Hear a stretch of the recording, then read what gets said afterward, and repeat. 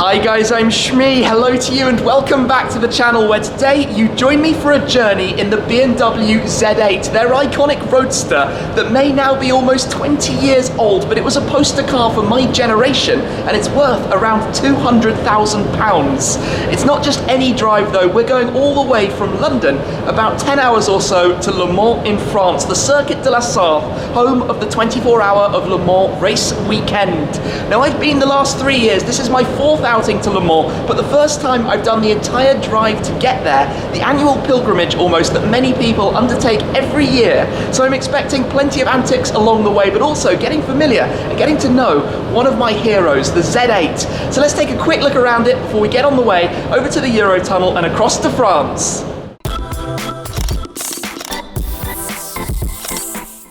This particular Z8 belongs to BMW UK. It's a car that they maintain as part of their heritage fleet, along with a number of other significant models from BMW's recent past. So for example, they have the bright orange E92 M3 GTS, they've got the enthusiast E46 M3 CSL, various different generations of the M5s, and of course, this iconic roadster, the car that I've been looking forward to meeting, and today I'm going to be lucky enough to drive it all the way across to France. But before we embark on this adventure, let me take you on a quick walk around to tell you a little bit more about this car for those of you who aren't overly familiar with it.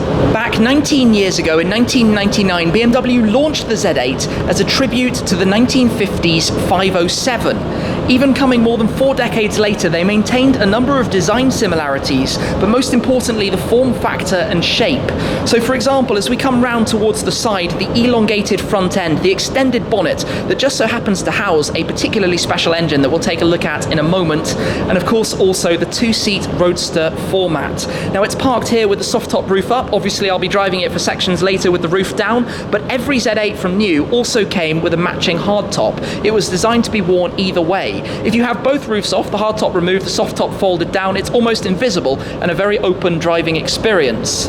Now from 1999 through to the end of production 15 years ago in 2003, BMW built a total of 5,703 Z8s, the most famous of which is probably one that you remember got literally cut in two. In the James Bond movie The World Is Not Enough, a helicopter carrying a chainsaw literally cut one of these in half. So hopefully I'm not going to do that with this car today. I'd love to return it to BMW UK in one piece. So this car is painted in silver, the most common colour for the car. Out of all of them, more than 3,000 were painted in silver. About a quarter of the total also had a red interior that I'll show you just in a second, but that's because the car came fully loaded. The only things you could choose from the options list were the colours for the exterior and the interior. So let's come through, take a look at this, and then have a look at the engine bay as well. And this was quite a statement of an interior of a car. When you look at the likes of the steering wheel, having the dashboard in the center of the car as opposed to being in front of the driver, the 6-speed manual, and the very bright red that you can see in here. But let's also just come through and have a look at this, because this is quite a special power plant. The Z8 borrowed the engine from the E39 M5.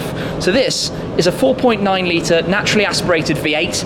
It makes 410 horsepower, 500 newton meters of torque, and mated to the 6-speed manual, you'll do 0 to 62 miles an hour, 100 kilometers an hour in 4.7 seconds, and onto a top limited speed of 250 kilometers an hour, 155 miles per hour. If the limiter was removed, they say it would have done about 280 or so at the very top end. The only difference between the setup and the M5 was a longer final gear. But other than that, this thing is basically sports car. It's rear driven.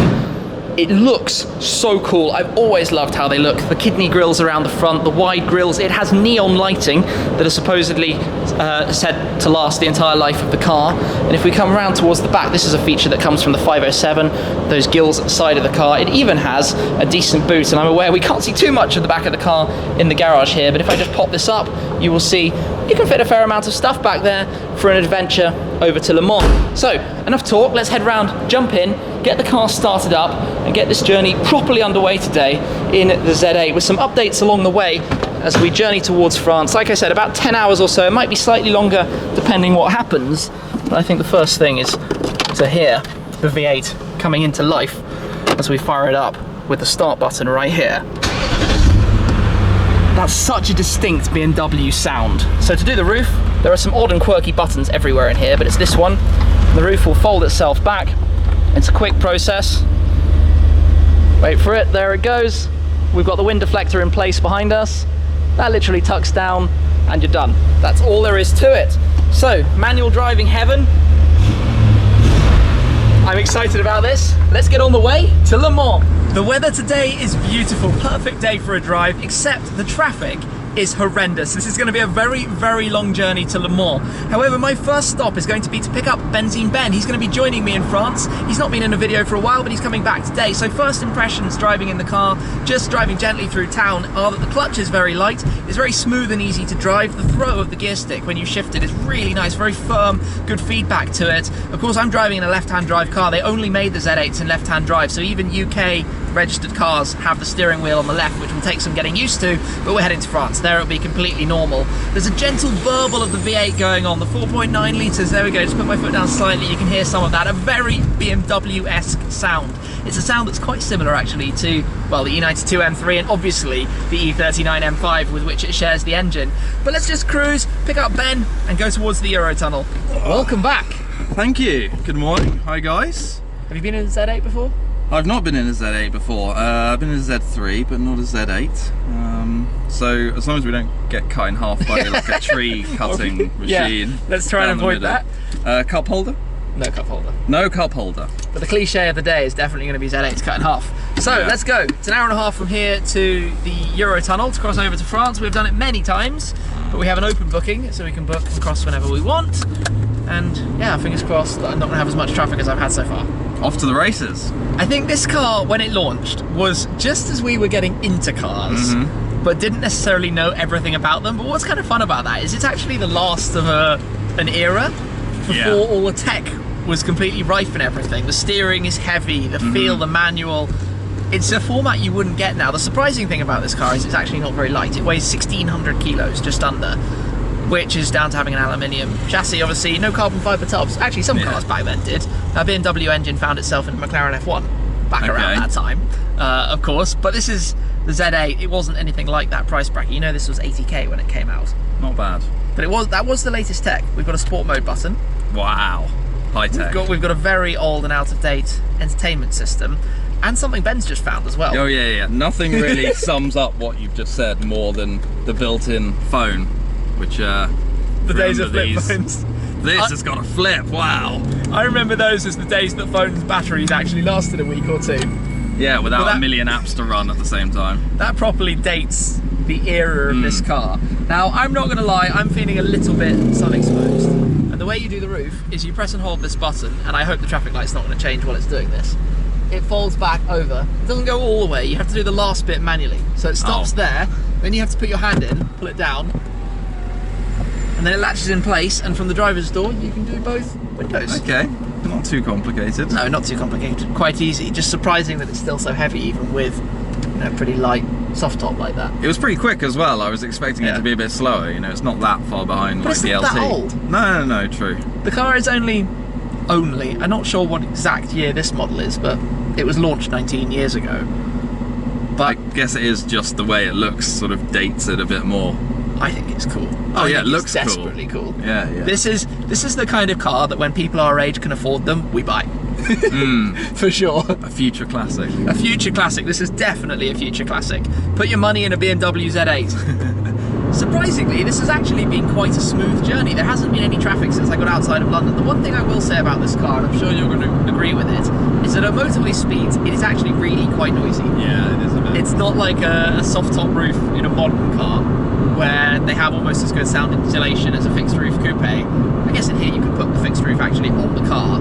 But anyway, the weather is very nice. I'm looking forward to getting to the Eurotunnel where I can show you a little bit more around the inside of this thing and talk more about the steering wheel, the gadgets, the out-of-date technology that we have inside here before we get a very quick crossing over and then crack on through France.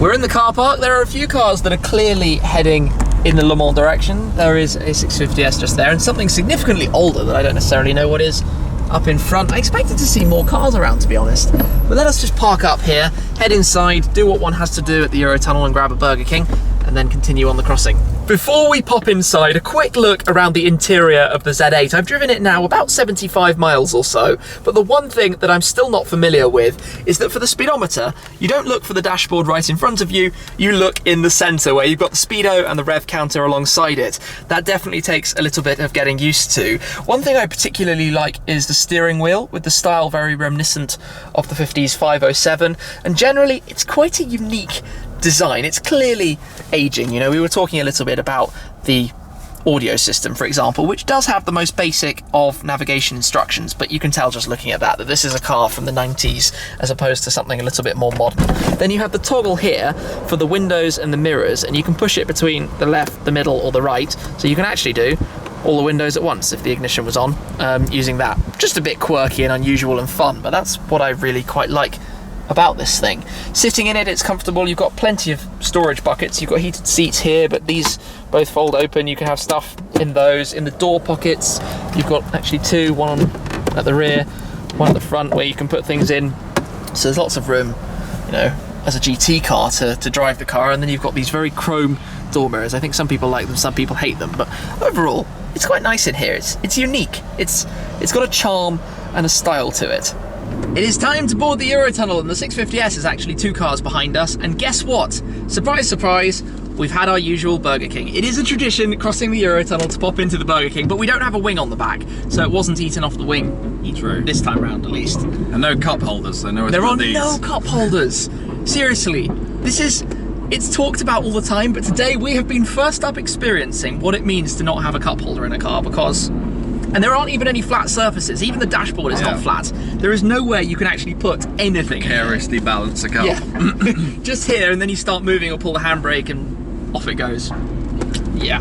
First world problems are first world problems. Outside of that, Z8 is brilliant. Across the tunnel, we will swap over. Benzene will drive. Yep. Then we've got, I think it's about 4 or 5 hours through France, something like that. Not too bad. But the weather is nice, which makes everything enjoyable, and there are nice cars around, and there should be plenty more. There will probably also be plenty of gendarmes, the French police, so one has to watch out for those. Best behaviour.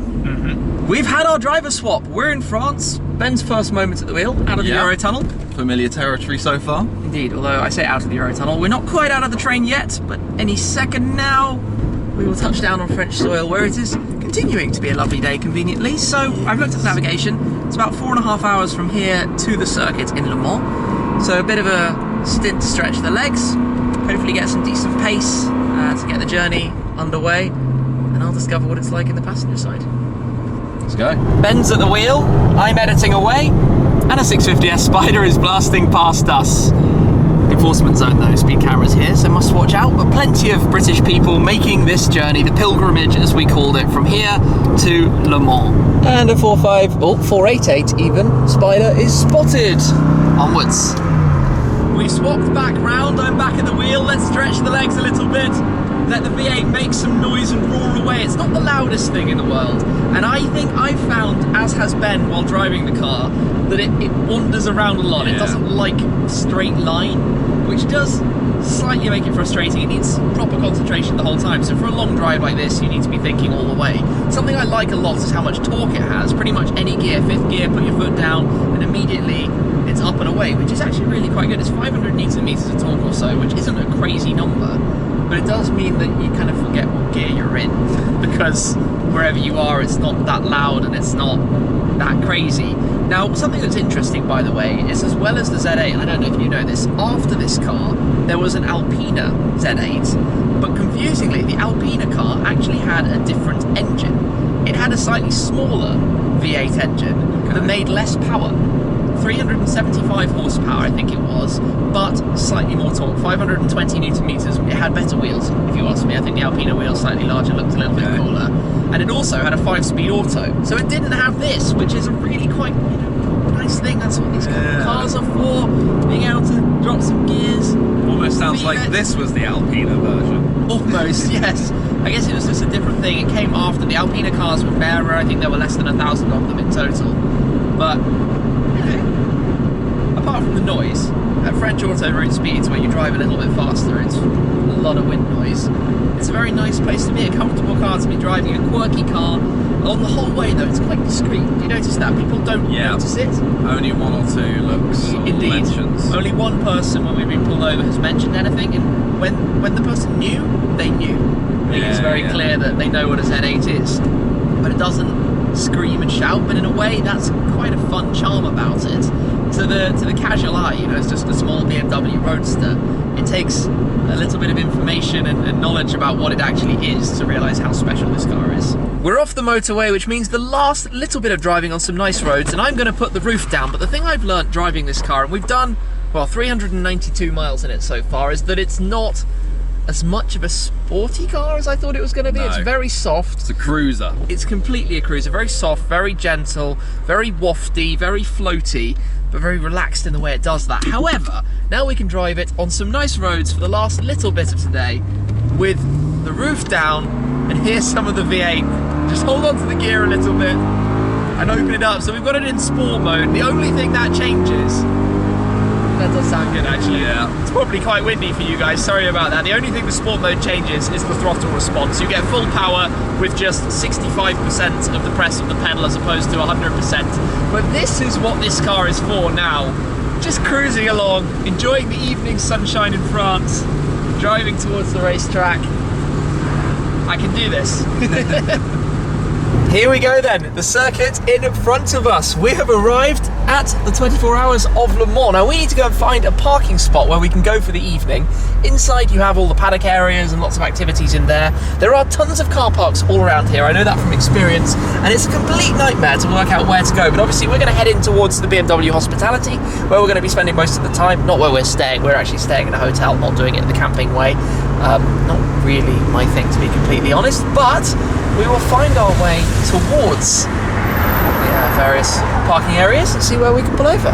Here we are then, we made it, and the car has not been cut in half. There are plenty of other very nice cars around, as you can see. Yellow Ferrari 360. And also up that way you might just be able to see two, I think, Aventador SVs and a Vanquish as well. But the Z8, we haven't actually had a look around the back of it parked up at all, given how it was in my garage earlier. But again, like the old 507, it has this extended rear that sweeps back, but not necessarily the most aerodynamic car in the world, as you can tell, and that's how it feels when you drive it. But a very, very stylish car, a car that has some character, it has some enjoyment to drive, and to be honest, they say don't meet your heroes, but I have really, really had a good time today with the BMW Z8. I've always thought it looks great, and experiencing it out and about today and seeing it also now parked with the roof down has just been fantastic.